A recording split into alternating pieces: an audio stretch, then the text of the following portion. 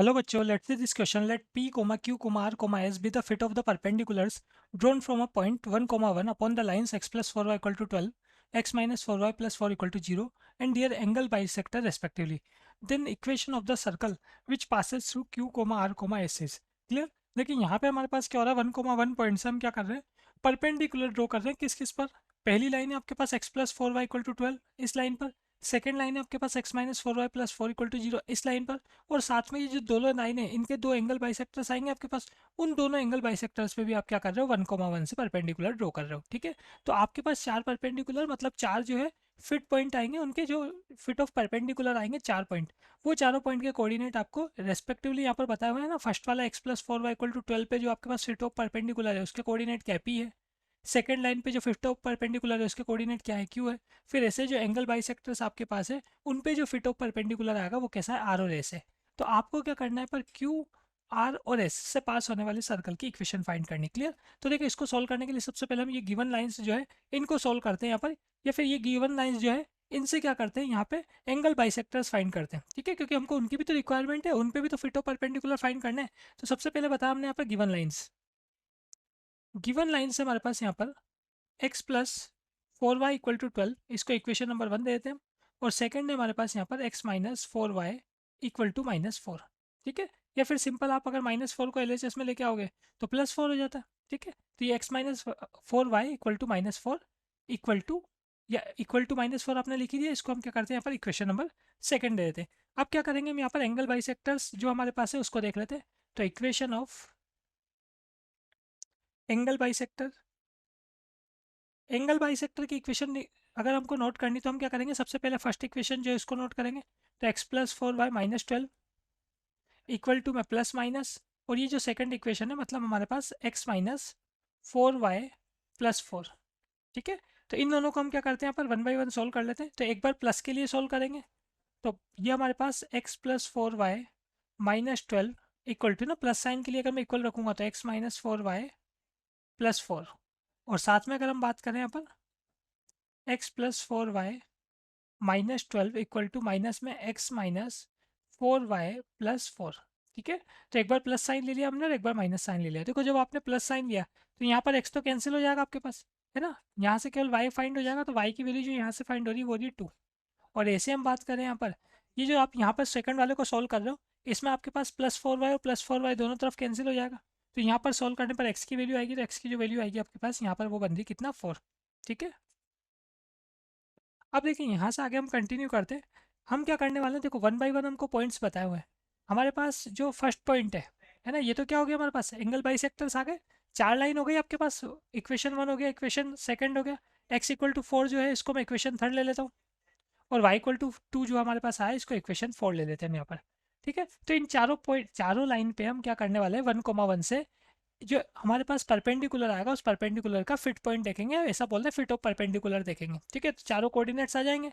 फिर चारों में से क्यू आर एस इनसे पास होने वाला सर्कल हमको फाइंड करना है. तो सबसे पहले हम बात करते हैं यहाँ पर पी से, है ना. पी से हम क्या करने, पी मतलब पी को फाइंड करते हैं. तो सबसे पहले क्या कर रहे हैं, 1, 1 से परपेंडिकुलर जो हमारे पास जाएगा किस पर, x plus 4y equal to 12, जो फर्स्ट इक्वेशन है इस पर जो परपेंडिकुलर हमारे पास जाएगा इसकी हम क्या करने वाले हैं यहाँ पर इक्वेशन फाइंड करने वाले हैं. क्लियर? तो ये देख लेते हैं हम यहाँ पर बाय, हम क्या करेंगे यहाँ से फुट ऑफ परपेंडिकुलर फाइंड करेंगे. तो फुट ऑफ परपेंडिकुलर यहाँ पे इक्वेशन से ही फाइंड होगा हमारे पास. तो फुट ऑफ परपेंडिकुलर के लिए जो हमारे पास यहाँ पर इक्वेशन हुआ करती है, सबसे पहले वो इक्वेशन देख लेते हैं हम, फिर इनमें वैल्यूज पुट करेंगे. ठीक है, तो देखो हमारे पास जो ये बताया हमने फॉर फुट ऑफ परपेंडिकुलर, इसके लिए क्या इक्वेशन होती है, इक्वेशन होती है x minus x1 upon a, y minus y1 upon b, और माइनस में हमारे पास ax1 plus by1 plus c upon square root a square plus b square. Clear? ये स्क्वायर रूट में नहीं आएगा, बिना स्क्वायर रूट के वैल्यू आएगी हमारे पास ए स्क्वायर प्लस बी स्क्वायर. ठीक है,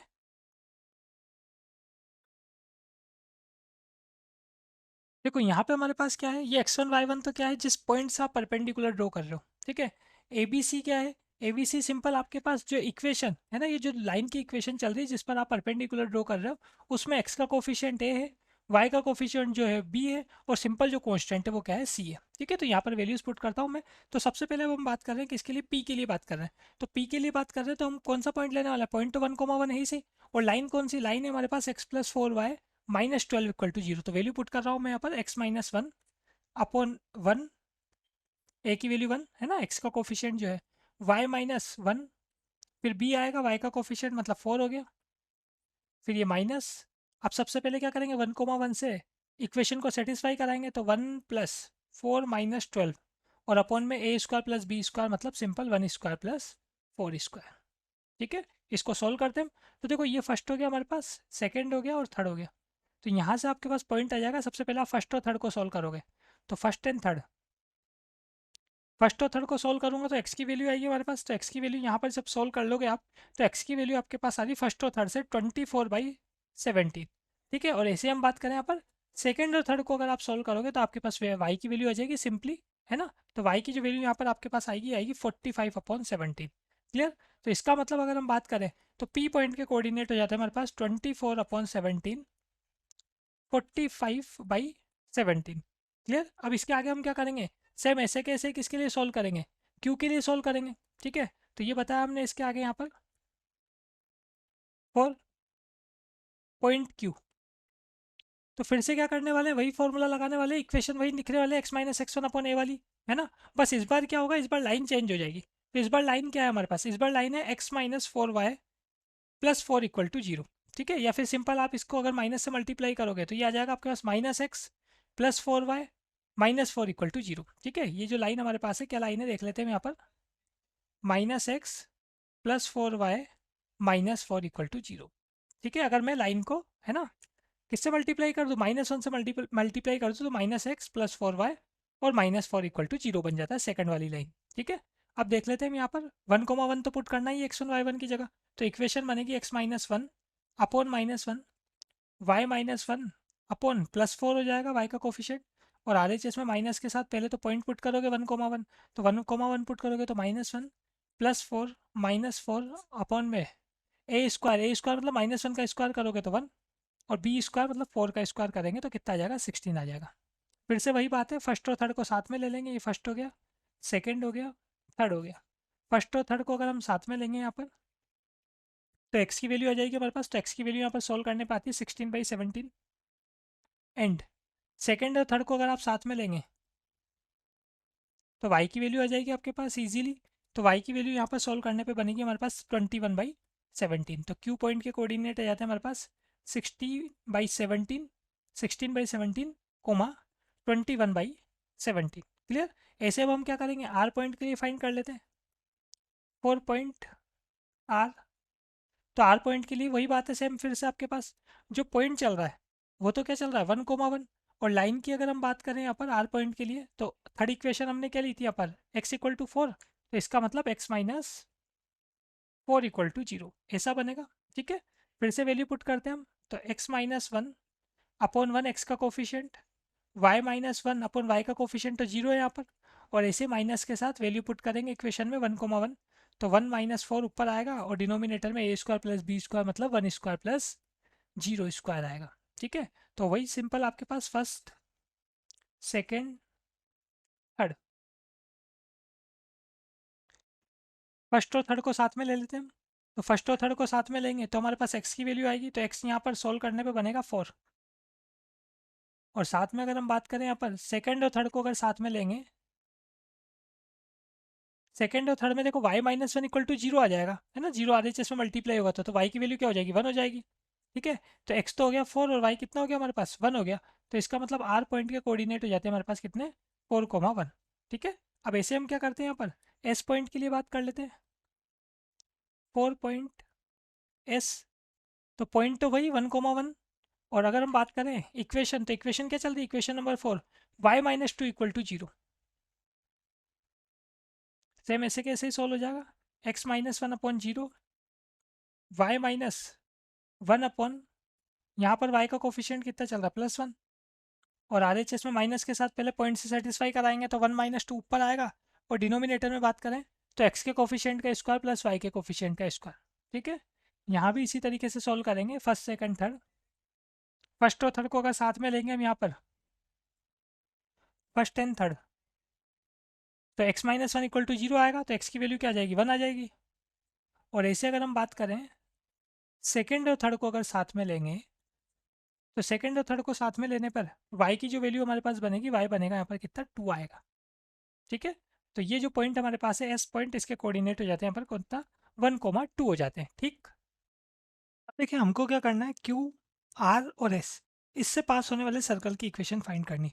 तो देखो यहाँ पे क्या हो रहा है, अगर आप यहाँ ध्यान से देखेंगे, जब आप इसमें स्लोप फाइंड करते हैं किस किस का, क्यू आर और क्यू एस का, है ना। क्यू आर का स्लोप कैसा आएगा, क्यू आर का स्लोप आपके पास आ जाएगा y two minus y one upon x two minus x one से। और ऐसे अगर हम बात करें हमारे पास क्यू एस का स्लोप कैसा आएगा, क्यू एस का स्लोप आ जाएगा हमारे पास यहाँ पर वही y two minus y one upon x two minus x one से। तो इनके स्लोप का मल्टीप्लीकेशन जो है वो कैसा होगा, माइनस वन होगा। ठीक है, ये हमने बताया पर नाउ स्लोप ऑफ